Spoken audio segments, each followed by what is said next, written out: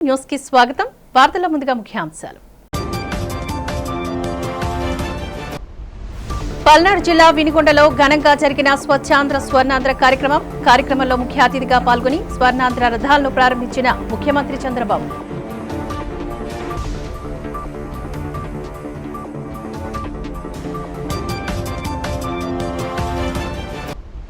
కలియుగ ప్రత్యక్ష దైవం తిరుమల శ్రీ వెంకటేశ్వర స్వామి వారిని దర్శించుకున్న కేంద్ర మంత్రి Kinjarapu Rammohan Naidu. TTD command control పనితీరు బేష్ అంటూ ప్రశంస.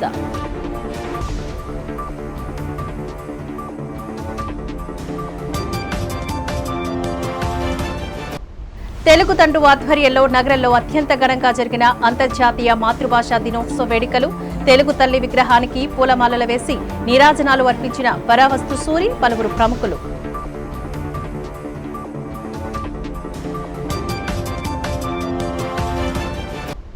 దక్షిణ నియోజకవర్గంలో 100 మంది మహిళలకు కుట్టు మిషన్లు పంపిణీ చేసిన స్థానిక ఎమ్మెల్యే వంశీకృష్ణ శ్రీనివాస్. మహిళలు స్వయం సమృద్ధి సాధించి ఆర్థికంగా బలపడాలంటూ పిలుపు.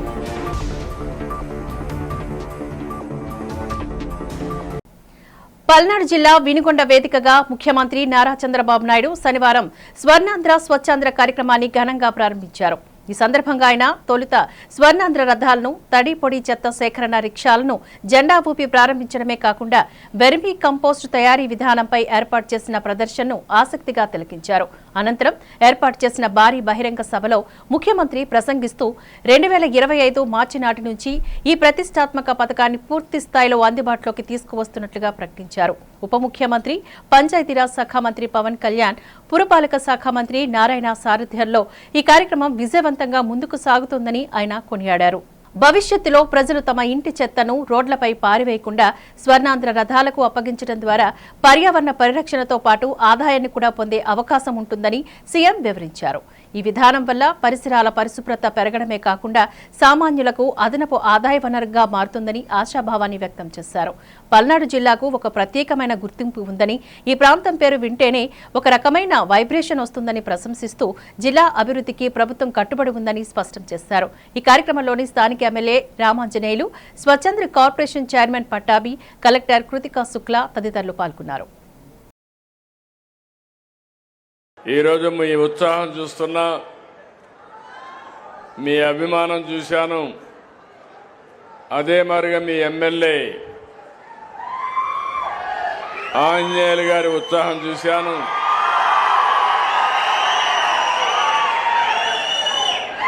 ఇవన్నీ చూసిన తర్వాత నాకు అనిపిస్తుంది, రాబోయే రోజులన్నీ కూడా వెనుకొండకు మంచి రోజులేనని చెప్పి మరొక్కసారి మీ అందరికీ విజ్ఞప్తి చేస్తున్నా. ఈరోజు నేను ఇక్కడికి వచ్చింది స్వర్ణాంధ్ర స్వచ్ఛాంధ్ర కార్యక్రమం. ఇందులో దుర్గారావుని చూశారు. మామూలుగా స్వచ్ఛ రథం డ్రైవర్.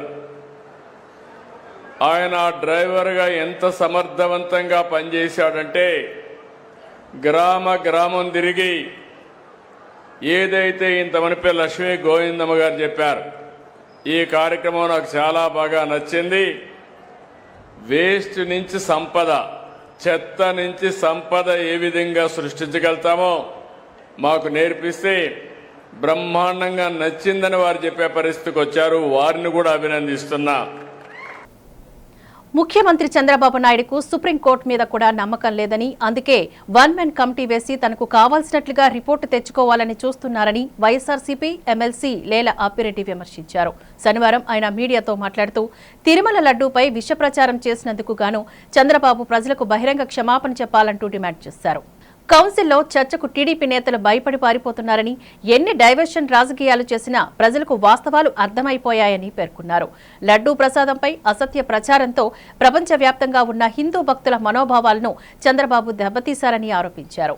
ఇందాపూర్ సంస్థకు హెరిటేజ్ కి ఉన్న సంబంధంపై చర్చకు రావాలని సవాల్ చేస్తే టీడీపీ వెనక్కి తగ్గిందని, ఆ సంస్థ హెరిటేజ్ ది కావడం వల్లే వారు ముఖం చాటేశారని అప్పిరెడ్డి వ్యాఖ్యానించారు. తాము ఈ విషయాన్ని బయటపెట్టగానే దాన్ని కో మ్యానుఫ్యాక్చర్ కంపెనీగా మార్చారని, అక్కడ కీలక ఉద్యోగిని ఎందుకు తొలగించారో సమాధానం చెప్పాలని ఆయన డిమాండ్ చేశారు. దేశానికి స్వాతంత్రం వచ్చిన తరువాత ఆంధ్ర రాష్ట్ర చరిత్రలో తిరుమల తిరుపతి దేవస్థానానికి సంబంధించినటువంటి ప్రాముఖ్యత కానీ, దేవదేవుడైనటువంటి వెంకటేశ్వర స్వామికి సంబంధించినటువంటి అంశాలని స్వాతంత్రం ముందు గాని స్వాతంత్రం వచ్చిన తర్వాత గాని ఏ రాజకీయ పార్టీ అయినా ఏ ముఖ్యమంత్రి అయినా కూడా ఎప్పుడు కూడా ఓ పక్క రాజకీయ స్వలాభాల కోసం, మరో పక్క తన ఆర్థిక ప్రయోజనాలని కాపాడుకోవడం కోసం దేవుణ్ణి కూడా పణంగా పెట్టినటువంటి వైనాన్ని చరిత్రలో ఇంతవరకు ఎప్పుడు కూడా చూడలా. ముఖ్యమంత్రిగా చంద్రబాబు నాయుడు గారు ప్రమాణ స్వీకారం చేసిన రోజు నుంచి కూడా గడిచిన 20 నెలలుగా ఈ రాష్ట్రంలో వెంకటేశ్వర స్వామి వారిని, తిరుమల తిరుపతి లడ్డుకు సంబంధించినటువంటి అంశాలన్నీ కూడా ఏ ఒక్కరూ కూడా కంప్లైంట్ చేయకపోయినా కేంద్ర మంత్రి రామ్మోహన్ నాయుడు శనివారం ఉదయం తిరుమల శ్రీ వెంకటేశ్వర స్వామివారిని దర్శించుకున్నారు. ఈ సందర్భంగా అర్చకులు కేంద్ర మంత్రికి స్వామివారి తీర్థ ప్రసాదాలను అందజేశారు. దర్శన అనంతరం ఆలయం వెలుపల రామ్మోహన్ నాయుడు మీడియాతో మాట్లాడుతూ, వైకుంఠం క్యూ కాంప్లెక్స్ లో టీటీడీ ఏర్పాటు చేసిన అత్యాధునిక కమాండ్ కంట్రోల్ సెంటర్ను పరిశీలించిన ఆయన దాన్ని అద్భుతంగా ఉందని అభివర్ణించారు. అధునాతన టెక్నాలజీని వినియోగించి టీటీడీ ఈ కమాండ్ కంట్రోల్ సెంటర్ను ఏర్పాటు చేసిందని అన్నారు. త్వరలోనే ఈ మోడల్ పైన పూర్తి అధ్యయనం చేసి సివిల్ ఏవియేషన్ రంగంలో కూడా ఇలాంటి అత్యాధునిక కమాండ్ కంట్రోల్ సెంటర్ను ఏర్పాటు చేస్తామని మంత్రి ప్రకటించారు. ప్రధాని నరేంద్ర మోదీ నేతృత్వంలో దేశంలోని సివిల్ ఏవియేషన్ రంగం వేగంగా అభివృద్ధి చెందుతోందని ఆయన తెలియజేశారు. ఈరోజు తిరుమలలో కలియుగ వెంకటేశ్వర స్వామివారి తాలూకా దర్శనం అద్భుతంగా జరిగింది. నాతో పాటు మాజీ పార్లమెంటు సభ్యులు గల్లా జయదేవ్ గారు, అలాగే మినిస్ట్రీ ఆఫ్ సివిల్ ఏవియేషన్ నుంచి మా సెక్రటరీ, అలాగే airport authority of India chairman, అలాగే మా తాలూకా అఫీషియల్స్ చాలామంది ఈరోజు దర్శనం కోసం రావడం జరిగింది. మరి ముఖ్యంగా దర్శనం ఒక విశేషం అయితే, దర్శనంతో పాటు మొన్ననే రాష్ట్ర ముఖ్యమంత్రి వర్యులు చంద్రబాబు నాయుడు గారి చేతుల మీదుగా లాంచ్ అయినటువంటి ఇంటిగ్రేటెడ్ కమాండ్ కంట్రోల్ సెంటర్ ఏదైతే కొత్తగా ఇక్కడ ఎస్టాబ్లిష్ చేశారో దాన్ని కూడా మేము పర్యవేక్షించడం జరిగింది. మేము కూడా మినిస్ట్రీ ఆఫ్ సివిల్ ఏవియేషన్లో ఒక కమాండ్ సెంటర్ ఏర్పాటు చేయాలని ఎంతో కాలం నుంచి మేము కూడా ఒక ప్రయత్నం చేస్తున్నాం. మాకు కూడా ఈరోజు చాలా ఉపయోగపడే విధంగా బ్రహ్మాండంగా ఈరోజు ఇక్కడ కమాండ్ కంట్రోల్ సెంటర్ చేశారు. దానికి టీటీడీ వారికి హృదయపూర్వకమైనటువంటి అభినందనలు తెలియజేస్తున్నాం. రాష్ట్ర విద్యాశాఖ మంత్రి నారా లోకేష్ శుక్రవారం రాత్రి ఉండవల్లిలోని తన నివాసంలో ఉభయ గోదావరి జిల్లాల ప్రజాప్రతినిధులకు ప్రత్యేక విందు ఏర్పాటు చేశారు. ఈ కార్యక్రమానికి పర్యాటక సాంస్కృతిక శాఖ మంత్రి కందుల దుర్గేష్ ముఖ్య అతిథిగా హాజరయ్యారు. విందుకు విచ్చేసిన మంత్రి దుర్గేష్ ను నారా లోకేష్ సాదరంగా ఆత్మీయంగా ఆహ్వానించారు. ఈ భేటీలో రాజకీయ అంశాలతో పాటు పలు అభివృద్ధి పనులపై చర్చ సాగింది. ఈ ఆత్మీయ కలయికలోని మంత్రి కందుల దుర్గేష్ తనయుడు డాక్టర్ కందుల కృష్ణతేజ, కోడలు సుష్మిత కూడా పాల్గొని మంత్రి లోకేష్ తో మర్యాదపూర్వకంగా ముచ్చటించారు. కూటమి ప్రభుత్వంలోని కీలక నేతల మధ్య జరిగిన ఈ కలయిక అటు రాజకీయ వర్గాల్లోనూ ఇటు ఉభయ గోదావరి జిల్లాల శ్రేణుల్లోనూ ఆసక్తిని రేకెత్తించింది. అత్యంత స్నేహపూర్వక వాతావరణంలో జరిగిన ఈ విందు భేటీ నేతల మధ్య ఉన్న సమన్వయాన్ని మరియు బలమైన అనుబంధాన్ని ప్రతిబింబించింది. ఈ కార్యక్రమంలోని డిప్యూటీ స్పీకర్ రఘురామరాజు, మంత్రి నిమ్మల రామానాయుడు, ఎమ్మెల్యే బుచ్చయ్య చౌదరి, సోం వీర్రాజు తదితరులు పాల్గొన్నారు. మహిళలు స్వయం సమృద్ధి సాధించి ఆర్థికంగా బలపడాలని విశాఖ దక్షిణ నియోజకవర్గ శాసనసభ్యులు సిహెచ్ వంశీకృష్ణ శ్రీనివాస్ సూచించారు. విశాఖపట్నం పోర్ట్ ట్రస్ట్ సిఎస్ఆర్ నిధులతోని 100 మంది మహిళలకు గాను కుట్టు మిషన్లను పంపిణీ చేశారు. అంబికాబాగ్ కళ్యాణ మండపంలో జరిగిన కార్యక్రమంలో ఎమ్మెల్యే వంశీకృష్ణ మాట్లాడారు. మహిళలు ఆర్థికంగా బలపడేందుకు కుట్టు మిషన్లను పంపిణీ చేసినట్లు చెప్పారు. రాష్ట్ర ప్రభుత్వం మహిళా సంక్షేమానికి అభివృద్ధికి ఎనలేని ప్రాధాన్యతనిస్తోందని తెలిపారు. తన నియోజకవర్గంలోని 5,000 మంది మహిళలకు కుట్టు మిషన్లు పంపిణీ చేయడమే లక్ష్యంగా పెట్టుకున్నారని ఎమ్మెల్యే వంశీకృష్ణ తెలియజేశారు. 29వ వార్డు అధ్యక్షుడు అంగడి శ్రావణ్ కుమార్ మాట్లాడుతూ ఎమ్మెల్యే వంశీకృష్ణ శ్రీనివాస్ చేస్తున్న అభివృద్ధి సంక్షేమ కార్యక్రమాలను కొనియాడారు. విశాఖపట్నం ట్రస్ట్ యాజమాన్యంతో మాట్లాడి మహిళలకు కుట్టు మిషన్లు సమకూర్చారని చెప్పారు. మహిళలు ఇంటి వద్దనే ఉండి కుట్టు మిషన్ల ద్వారా ప్రతిరోజు కొంత ఆదాయాన్ని సంపాదించుకోవడం సాధ్యపడుతుందని తెలియజేశారు. ఈ కార్యక్రమంలోని కూటమి నేతలతో పాటు పోర్టు ట్రస్ట్ ప్రతినిధులు, లబ్ధిదారులు తదితరులు పాల్గొన్నారు.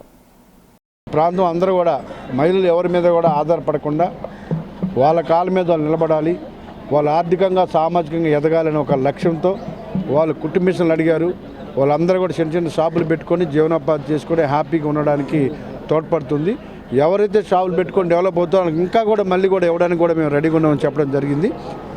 ముఖ్యంగా పోర్ట్ చైర్మన్ గారు మేము ఏం అడిగినా కూడా వెంటనే ఒక పక్క ఎస్ఎల్ కెనాలకు కానీ ఈ కుట్టు మిషన్లు కానీ ఏం అడిగినా కూడా మానవతా దృక్పథంతో అడిగిన వెంటనే ఇస్తున్న మా చైర్మన్ గారికి ప్రత్యేకంగా ధన్యవాదాలు. అలాగే డిప్యూటీ చైర్మన్ గారికి, మా పోర్టు అధికారులు అందరూ కూడా ప్రత్యేకంగా ధన్యవాదాలు. రానున్న వాళ్ళ సహాయంతో ఇంకా ఎన్నో సేవా కార్యక్రమాలు చేస్తామని కూడా తెలియజేస్తాం. విశాఖ దక్షిణ నియోజకవర్గం శాసనసభ్యులు గౌరవనీయులు శ్రీ వంశీకృష్ణ శ్రీనివాస్ గారు మహిళా సాధికారత పెంపొందించే విధంగా నియోజకవర్గంలోని అన్ని కులాలు, అన్ని మతాలు కలుపుతూ సుమారు 100 మంది మహిళలకు Visakha port authority trust CSR నిధులతో వారందరితో మాట్లాడి ఈరోజు విశాఖ దక్షిణ నియోజకవర్గం మహిళలందరినీ కూడా వారి సాధికారత పెంపొందించే విధంగా కుట్టు మిషన్లు ఇవ్వడం జరిగింది. ఈ యొక్క కార్యక్రమం ఇది 2వ విడత. ఇది రానున్న రోజుల్లో ఎమ్మెల్యే వంశీకృష్ణ శ్రీనివాస్ గారు కంటిన్యూ చేయడం జరుగుతుంది. మహిళలకు పెద్దపీట వేసిన ప్రభుత్వం ఏదైనా ఉందంటే అది కూటమి ప్రభుత్వం అని ఈ సభాముఖంగా మీ అందరికీ తెలియజేసుకుంటున్నాను. విశాఖ దక్షిణ నియోజకవర్గం శాసనసభ్యులు అభివృద్ధే కాకుండా యువతకి ఉపాధి అవకాశాలు కూడా ఎన్నో పెంపొందించారు. జిల్లా పరిషత్ స్థాయి సంఘాల సమావేశాలు ప్రశాంతంగా జరిగాయి. జడ్పీ చైర్పర్సన్ కె సుభద్ర అధ్యక్షతన 1వ స్థాయి సంఘం నుంచి 7వ స్థాయి సంఘం సమావేశాలు జిల్లా పరిషత్లో జరిగాయి. ఉమ్మడి విశాఖ జిల్లాలైన విశాఖ, అనకాపల్లి, అల్లూరు సీతారామరాజు జిల్లాలకు సంబంధించిన పలు అంశాలపై స్థాయి సంఘాల సమావేశంలో చర్చించడం జరిగింది. ఈ సందర్భంగా జిల్లా పరిషత్ చైర్పర్సన్ సుభద్ర మాట్లాడుతూ స్థాయి సంఘ సమావేశంలో పలు అంశాలు చర్చించామని చెప్పారు. స్థాయి సంఘాల సభ్యులు ప్రస్తావించిన అంశాలకు గ్రీన్ సిగ్నల్ ఇచ్చామని అన్నారు. సమస్యల పరిష్కారానికి పలు అభివృద్ధి కార్యక్రమాలు చేపట్టాలని నిర్ణయం తీసుకున్నట్లు తెలిపారు. ఇందుకోసం పనులు చేపట్టేందుకు అవసరమైన నిధులను కేటాయించడం జరిగిందని సుభద్ర తెలియజేశారు. అన్ని ప్రాంతాల అభివృద్ధి లక్ష్యంగా ఈ సమావేశాల్లో నిర్ణయం తీసుకున్నట్లుగా చెప్పారు. జిల్లా పరిషత్ విశాఖపట్నంలో స్టాండింగ్ కమిటీ సమావేశాలు జరుగుతున్నాయి.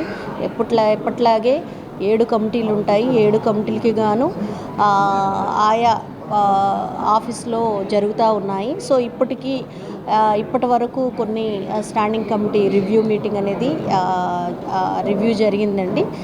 ఈరోజు జరిగినటువంటి రివ్యూలో ఇప్పటి వరకు ఇంకా ఆఫ్టర్నూన్ కూడా ఉంది రివ్యూ. ఇంకా చాలా స్టాండింగ్ కమిటీలకు సంబంధించి ఇంకా చాలా ఉన్నాయి. సో 3 జిల్లాలు, ఉమ్మడి విశాఖపట్నం జిల్లాలో అనకాపల్లి, విశాఖపట్నం, అదేవిధంగా అల్లూరి జిల్లాకి సంబంధించినటువంటి అనేక సమస్యలు, గతంలో ఏదైతే సమస్యలు ఉన్నాయో మొన్న 4-5 కమిటీల్లో మనం ఏవైతే చూసామో అదే రిపీట్ అయ్యింది. సో ముఖ్యంగా ఇక్కడ ఫెన్షన్ అనేది కొత్త ఫెన్షన్లు అనేవి ఇప్పటి వరకు కూడా గవర్నమెంట్ నుంచి ఎటువంటి మునగపాక మండలంలో ఇటీవల జరిగిన భారీ గృహ దొంగతనం కేసును అనకాపల్లి జిల్లా పోలీసులు కేవలం 4 రోజుల్లోనే ఛేదించారు. ఈ సందర్భంగా జిల్లా ఎస్పీ తుహిన్ సిన్హా మీడియాకు కేసు వివరాలను వెల్లడించారు. మునగపాక మండలం గంధవాని పాలానికి చెందిన కరణం ఉమావతి ఈ నెల 15న శివరాత్రి సందర్భంగా ఇంటికి తాళం వేసి వెళ్లగా గుర్తు తెలియని వ్యక్తి బీరువాలోని 17.5 తులాల బంగారాన్ని అపహరించాడని అన్నారు. బాధితురాలు ఫిర్యాదుతో మునగపాక పోలీసులు కేసు నమోదు చేయగా పరవాడ డీఎస్పీ వి విష్ణు స్వరూప్ నేతృత్వంలోని ప్రత్యేక బృందాలు గాలింపు చేపట్టి నిందితుడు కోన రాజేష్ ను కొక్కిరపల్లి జంక్షన్ వద్ద అదుపులోకి తీసుకున్నాయని చెప్పారు. అనకాపల్లి టౌన్కు చెందిన రాజేష్ పాత నేరస్తుడని, అతనిపై గతంలోనూ పలు కేసులు ఉన్నాయని ఎస్పీ తెలిపారు. నిందితుడి నుంచి 30,39,000 విలువైన 16.5 తులాల బంగారు ఆభరణాల్ని స్వాధీనం చేసుకున్నామని అన్నారు. మన మునగపాక పోలీస్ స్టేషన్ లిమిట్స్ లో 15th తారీఖున ఒక గ్రేవ్ ప్రాపర్టీ ఆఫెన్స్ జరిగింది. అందులో 17.5 తులాస్ గోల్డ్ ఆర్నమెంట్స్ మనకి పోయింది. అది చాలా ఇంపార్టెంట్ కేసు. ఈరోజు మనం అక్యూజ్ని అరెస్ట్ చేసిన తర్వాత గోల్డ్ ప్రాపర్టీస్ కూడా రికవర్ చేశాము.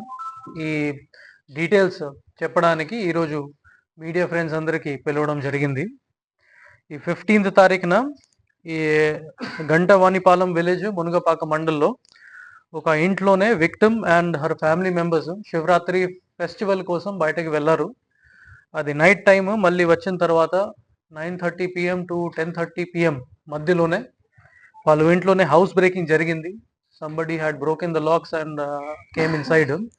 ఈ ఐరన్ అల్మీరా కూడా బ్రేక్ చేసేసి ఈ 17.5 తులాస్ గోల్డ్ ఆర్నమెంట్స్ అన్ని తీసుకుని పోయారు. సంపద పంపిణీలో ప్రజలందరికీ సామాజిక న్యాయం జరగాలని సిపిఐ విశాఖ జిల్లా కార్యదర్శి షేక్ రెహమాన్ డిమాండ్ చేశారు.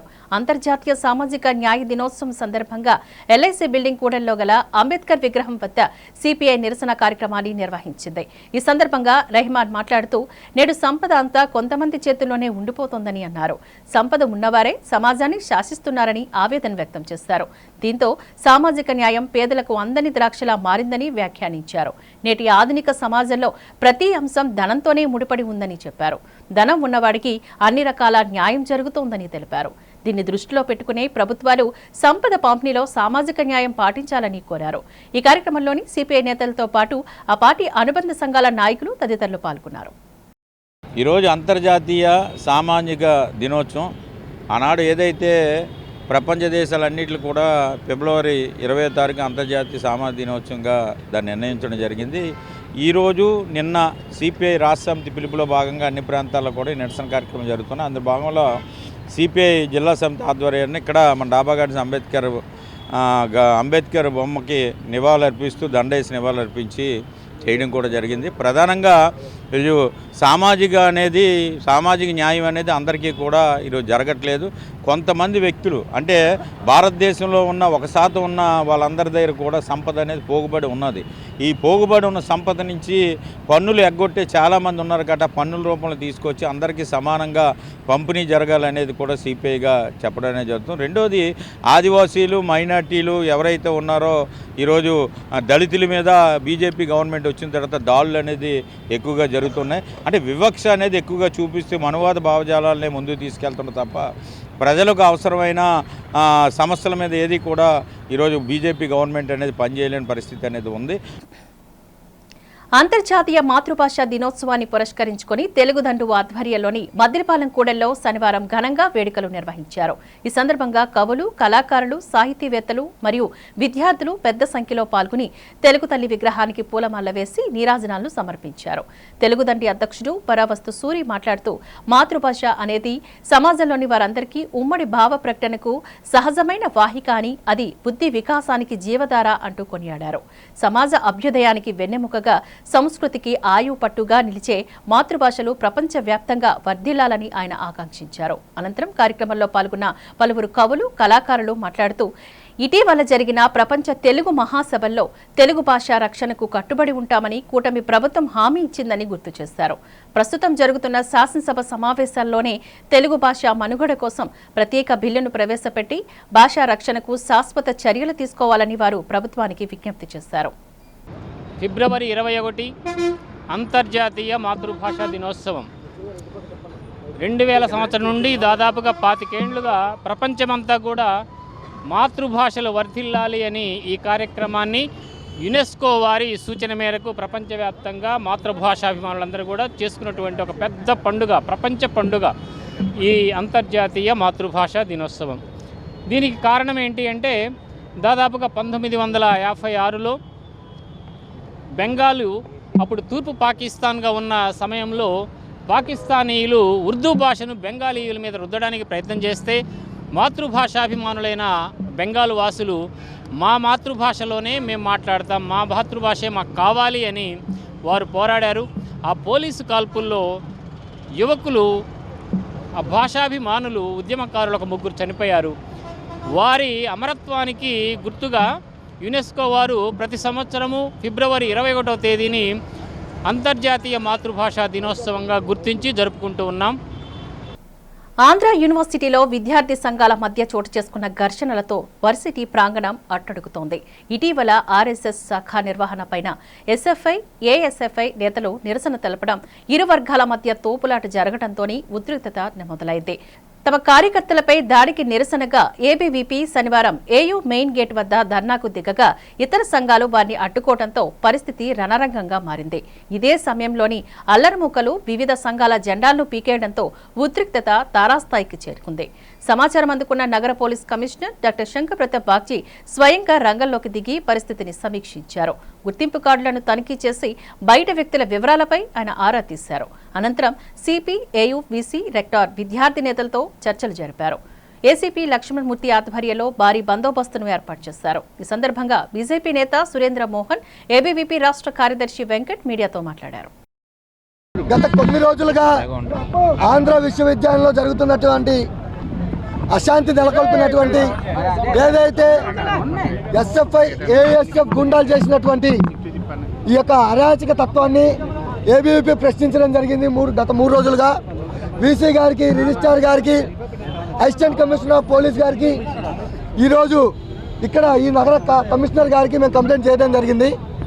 ఈరోజు ఈ నిరసన తెలిపిన తర్వాత స్వయాన ఈ యొక్క యూనివర్సిటీ రిజిస్ట్రార్ మరియు వీసీ గారు మా కార్యకర్తలు లోపలికి పిలిచి స్పష్టమైన హామీ మేము ఇచ్చినటువంటి ఏదైతే రిప్రజెంటేషన్లో ఉన్నటువంటి ఈ యొక్క పాయింట్స్ని తీసుకొని ఈరోజు 2:30కి అందరితో పాటు CP, assistant commissioner of police, registrar గారు, రెక్టార్ గారు, వీసీ గారు, ప్రిన్సిపల్స్, ఆర్డీఓ వీళ్ళందరి సమక్షంలో మీటింగ్ పెట్టి నిన్న ఏదైతే ఆధారాలు మేము ఇచ్చామో అక్రమంగా ఏదైతే యూనివర్సిటీ యొక్క ఉత్తర్వులకు అతీతంగా వీళ్ళు ఈ యొక్క పాంప్లెట్లు పంచారో కమ్యూనల్ వైలెన్స్కు దారితీసే విధంగా దీనిపైన పేర్లు స్వయాన యూనివర్సిటీ యొక్క సెక్యూరిటీ డీన్ గారే డైరెక్ట్గా ఇవ్వడం జరిగింది, ఏబీవీపీ కాదు. వార్డులోనూ ప్రజలందరూ వైద్య శిబిరం ద్వారా అందించిన వైద్య సేవలు పొందడం పట్ల 34వ వార్డు జనసేన అధ్యక్షుడు నీలంరాజు హర్షం వ్యక్తం చేశారు. ప్రతి ఒక్కరూ తమ ఆరోగ్య సంరక్షణకు అధిక ప్రాధాన్యతనివ్వాలని సూచించారు. నేచర్ స్వచ్ఛాంధ్ర సంస్థ, state bank of India foundation, SBI general insurance సహకారంతో కొబ్బరితోట పార్కులో వైద్య శిబిరం జరిగింది. వైద్య నిపుణులు doctor Lovaraju, doctor Bhagyaraju, doctor Pooja శిబిరంలో పాల్గొని రోగులకు వైద్య పరీక్షలు నిర్వహించి అవసరమైన వారికి మందులను అందజేశారు. ఈ సందర్భంగా వైద్యులు మాట్లాడుతూ వైద్య సంరక్షణకు తీసుకోవాల్సిన జాగ్రత్తలను వివరించారు. అనారోగ్యానికి గురైతే నిర్లక్ష్యం చేయకుండా తక్షణమే వైద్యులను సంప్రదించాలని ప్రజలకు సూచించారు. జనసేన నాయకుడు నీలంరాజు ఈ సందర్భంగా మాట్లాడుతూ ప్రజలందరూ ఆరోగ్యవంతులుగా ఉండాలని ఆకాంక్షించారు. ప్రతి ఒక్కరూ తమ ఆరోగ్యాన్ని రక్షించుకుంటూ తమ జీవన ప్రమాణాలు పెంపొందించుకోవాలని కోరారు. చాలా చక్కగా మెడికల్ క్యాంప్ అయితే నిన్న మధ్యాహ్నం కాల్ చేసిన వెంటనే విత్ సెకండ్లోని కూటమి ప్రకారంగా టీడీపీ, జనసేన, బీజేపీ ప్రకారంగా వెంటనే గవర్నమెంట్ అధికారి ప్రకారం డాక్టర్లకు ఎంతగా సపోర్ట్ చేసి మా జీవీఎంసీ అధికారులు కూడా మనస్ఫూర్తిగా ధన్యవాదాలు. మా జీవీఎంసీ సిబ్బందికి కూడా మనస్ఫూర్తి ధన్యవాదాలు. ఎందుకంటే అసలు యాక్చువల్గా ఖాళీ లేరు. వాళ్ళు యాక్చువల్గా అంటే మన ఎంపీ బీచ్ దగ్గర తన ఐఎఫ్ఆర్లో ఉండడం వల్ల అప్పటికప్పుడు చాలా బిజీ అనగానే బిజీ షెడ్యూల్లో కూడా ఇక్కడికి వచ్చి చాలా చక్కగా శుభ్రంగా చేసేసి చాలా చక్కగా అన్ని విధాలుగా స్త్రీలకు కానీ, ముసలిళ్ళకి కానీ, అన్ని విధాలుగా మెడిసిన్ చాలా చక్కగా ఫ్రీ ఇవ్వడం జరుగుతుంది. దాంట్లో వెళ్ళేటప్పుడు కూడా వాళ్ళకి ఏంటంటే పండుగ ఫ్రూట్స్ కూడా ఇవ్వడం జరుగుతుంది. దీనికి కూటమి ప్రకారంగా మనస్ఫూర్తి ధన్యవాదాలు. అలాగే డాక్టర్లకి, వాళ్ళకి వచ్చే సిబ్బందికి మనస్ఫూర్తి 34 ప్రజల తరపు నుంచి, కూటమి తరపు నుంచి మనస్ఫూర్తి మా ధన్యవాదాలు. జై జనసేన, జై హింద్. 34వ వార్డులో మన మెగా మెడికల్ క్యాంప్ ఏర్పాటు చేయడం జరిగిందండి. నేచర్ సంస్థ, ఎస్బీఐ సహకారంతో, జనరల్ ఇన్సూరెన్స్ వారి సహకారంతో ఈ యొక్క కార్యక్రమం నిర్వహించడం జరుగుతుందండి. ఈ కార్యక్రమానికి ముఖ్యంగా డెర్మటాలజీ, చర్మవ్యాధుల నిపుణులు వచ్చారు. అదేవిధంగా మనకు సంబంధించి సంబంధించి ఎటువంటి సమస్యలు ఉన్నాయి ఆ సమస్యలను చూపించుకోవడానికి గైనకాలజిస్ట్ వచ్చి ఉన్నారు. అదేవిధంగా కంటి వైద్యులు వచ్చి ఉన్నారండి. దాని విధంగా నేచర్ ఎస్బీఐ నుంచి కూడా జనరల్ ఫిజిషియన్ మేడం వచ్చి ఉన్నారు. దీనికి సంబంధించి అన్ని రకాల రక్త పరీక్షలు కూడా ఇక్కడ చేయబడుతుంది. అదేవిధంగా ఏదైనా సివియర్ కేసెస్ ఉన్నట్లయితే సంబంధిత ఏరియా హాస్పిటల్కి ఆ సంబంధిత పేషెంట్లు పంపడం జరుగుతుంది. ఇదే కాకుండా మన అర్బన్ ఏరియాలో 20 గ్రామాల్లో నేచర్ SBI జనరల్ ఇన్సూరెన్స్ వారి సహకారంతో 20 గ్రామాల్లో సర్వీస్ ఇవ్వడం జరుగుతుంది. దీంతోపాటు స్వచ్ఛ భారత్ కూడా కార్యక్రమం చేయడం జరుగుతుంది. డైలీ జనరల్ ఓపీలు కూడా చేయడం జరుగుతుంది. కెప్టెన్ రామారావు కూడలి శ్రీ రేణుకా ఎల్లమ్మ ఆలయ 26వ జాతర మహోత్సవం ఈ నెల 25న అత్యంత వైభవంగా జరగనుంది. ఈ వార్షిక జాతర మహోత్సవ వేడుకల ఆహ్వాన పత్రికను కళా హాస్పిటల్స్ అధినేత డాక్టర్ పివి రమణమూర్తి ఆలయ కమిటీ ప్రతినిధులతో కలిసి ఆవిష్కరించారు. ఈ సందర్భంగా ఆయన మాట్లాడుతూ ఎంతో మహిమగల రేణుకా ఎల్లమ్మ అమ్మవారు ఉత్సవాల్లో తనను ప్రతి ఏటా భాగస్వాముడిగా చేయడం అదృష్టంగా భావిస్తున్నట్లుగా వెల్లడించారు. అమ్మవారి కరుణా కటాక్షాలు ప్రజలందరికీ మెండుగా లభించాలని ఆకాంక్షించారు. ఈ నెల 24న జరిగే తొలేలు, 25న జరిగే జాతర మహోత్సవాన్ని భక్తులు విజయవంతంగా చేయాలని కోరారు. ఆలయ గౌరవ అధ్యక్షుడు పీలా వెంకటప్పలనాయుడు, కార్యదర్శి బొట్టు పోలరావు తదితరులు మాట్లాడారు. రేణుక ఎల్లమ్మ అమ్మవారి ఉత్సవాలు ప్రతి ఏటా ఘనంగా నిర్వహిస్తున్నామని చెప్పారు. ఆలయ అభివృద్ధిలో డాక్టర్ రమణమూర్తి పాత్ర మరవలేదని అన్నారు. ప్రతి ఏటా మాదిరిగానే అత్యంత వైభవంగా ఉత్సవాలు నిర్వహించేందుకు ఆలయ కమిటీ అధ్యక్షుడు కరి నీలకంఠం ఆధ్వర్యంలో ఏర్పాట్లు జరుగుతున్నట్లుగా పేర్కొన్నారు. ఈ కార్యక్రమంలోని ముఖ్య సలహాదారుడు బొట్టేటి ప్రసాద్, కమిటీ సభ్యులు తదితరులు పాల్గొన్నారు. కెప్టెన్ రామారావు జంక్షన్లో గల శ్రీ శ్రీ శ్రీ రేణుకా ఎల్లమ్మ ఆలయ 26వ వార్షికోత్సవ సంబరాలు ఈ నెల 24, 25వ తేదీల్లో జరిపించడం కోసం అల్లిపురం ప్రాంత వాసులందరూ మరి కమిటీ సభ్యులందరూ నిర్ణయం తీసుకోవడం జరిగింది. కనుక కార్యవర్గ సభ్యులందరితో కలిసి ఈ కార్యక్రమాన్ని పుర ప్రజలందరితో కలుపుకొని చాలా సంతోషంగా ఈ ఉత్సవాన్ని గొప్పగా జరిపించడం కోసమని అందరూ నిర్ణయం తీసుకోవడం జరిగింది. కనుక సభ్యులందరూ దీనికి పూర్తిగా సహకరించి ఇది వాళ్ళ ఇంటిలో కార్యక్రమం అన్నంత గొప్పగా జరిపించుకొని ముందుకు తీసుకెళ్లాలని, అమ్మవారి ఆశీర్వచనానికి, అమ్మవారి కృపకి అందరూ పాత్రలు కావాలని, మన ప్రాంతవాసులందరూ కూడా ఎప్పుడు సంతోషంగా ఆయురారోగ్య ఐశ్వర్యాలతో క్షేమంగా ఉండాలని అమ్మవారికి నమస్కారం పెట్టుకుంటూ ఈ సంవత్సరం కార్యక్రమాలు కూడా చక్కగా జరిపించమని అమ్మవారిని ప్రార్థిస్తున్నాను.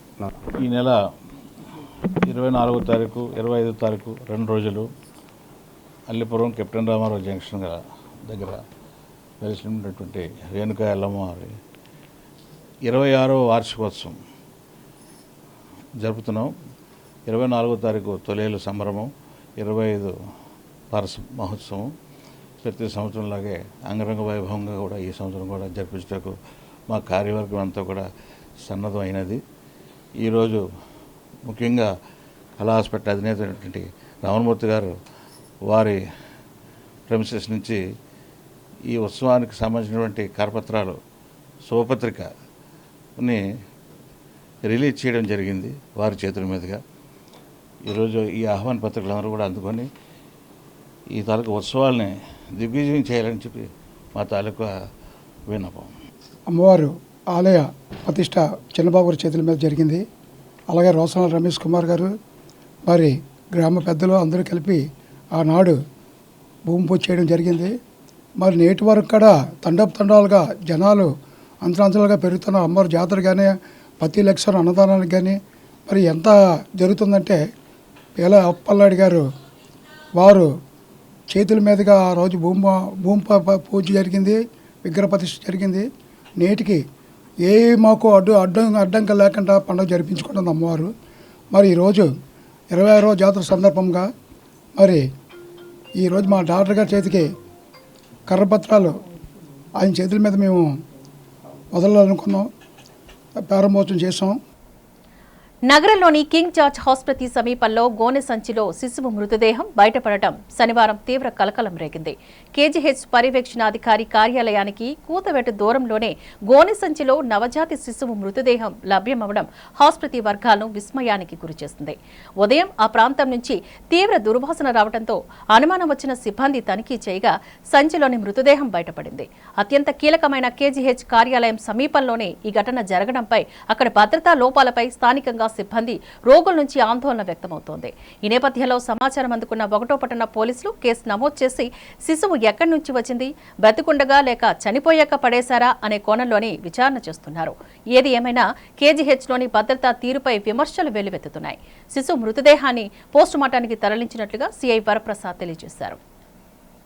వార్తలు ముగించే ముందు ముఖ్యాంశాలు మరొకసారి చూద్దాం.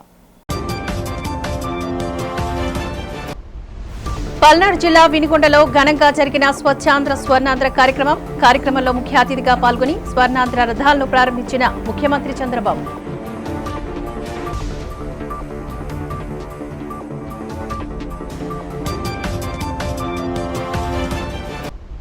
కలియుగ ప్రత్యక్ష దైవం తిరుమల శ్రీ వెంకటేశ్వర స్వామి వారిని దర్శించుకున్న కేంద్ర మంత్రి కింజరాపు రామ్మోహన్ నాయుడు.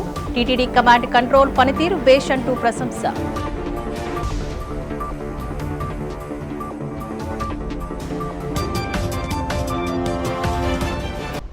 తెలుగు తండ్రు ఆధ్వర్యంలో నగరంలో అత్యంత ఘనంగా జరిగిన అంతర్జాతీయ మాతృభాషా దినోత్సవ వేడుకలు. తెలుగు తల్లి విగ్రహానికి పూలమాలలు వేసి నీరాజనాలు అర్పించిన పరావస్తు సూరి పలువురు ప్రముఖులు.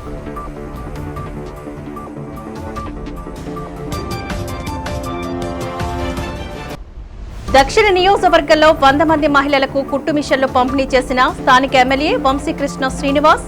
మహిళలు స్వయం సమృద్ధి సాధించి ఆర్థికంగా బలపడాలంటూ పిలుపు.